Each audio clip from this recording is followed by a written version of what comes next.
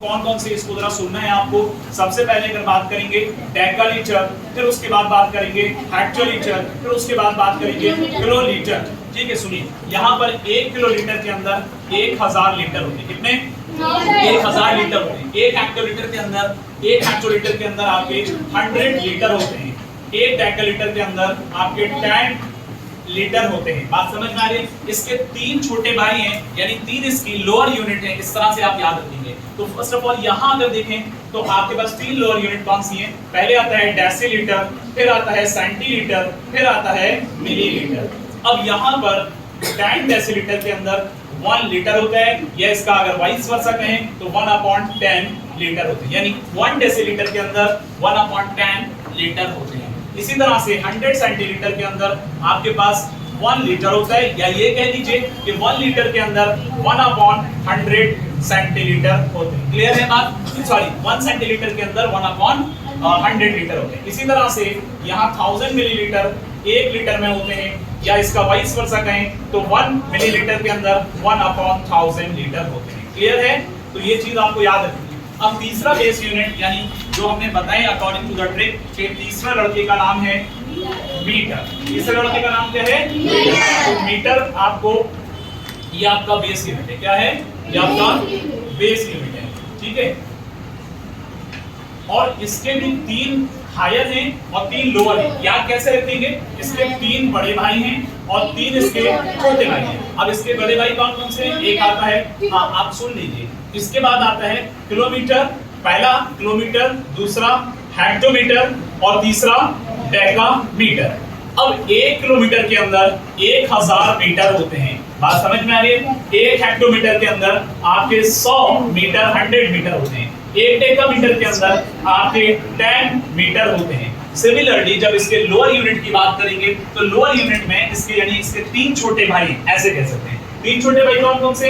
Decimetre, फिर centimetre, फिर millimetre. अब ये छोटे हैं तो जाहिर है कि यहाँ पर इस तरह से रखते हैं कि 10 डेसीमीटर के अंदर आपका 1 मीटर होता है, और 100 सेंटीमीटर के अंदर आपका 1 मीटर होता है, या इसका उल्टा कहें 1 मीटर में 10 डेसीमीटर, या इसका अपोजिट अगर कहेंगे तो ऐसे बनाएंगे 1/10, यानी 1 डेसीमीटर में 1/10 मीटर होते हैं।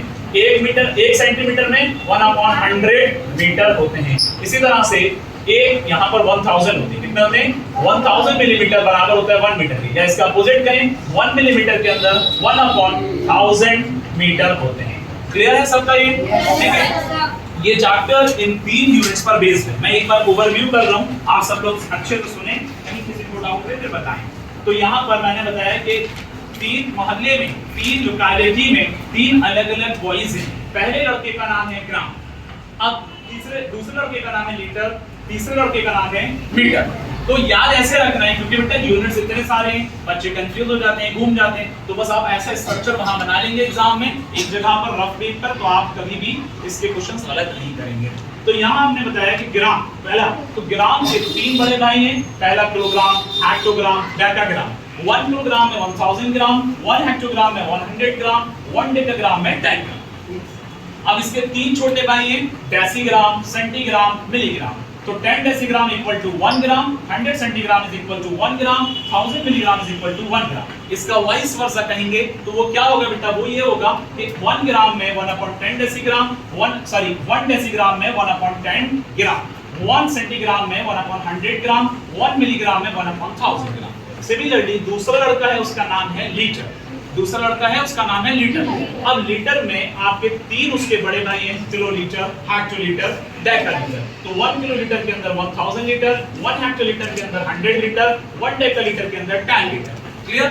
अब इसी तरह से इसके 3 छोटे भाई हैं, वो क्या है? Decilitre, centilitre, millilitre. 10 decilitre equal to 1 litre, या इसका वाइस वर्सा कहें 1 डेसीलीटर में 1/10 लीटर होते हैं, 1 सेंटीलीटर में 1/100 लीटर होते हैं, 1 मिलीलीटर में 1/1000 लीटर होते हैं। करेक्ट?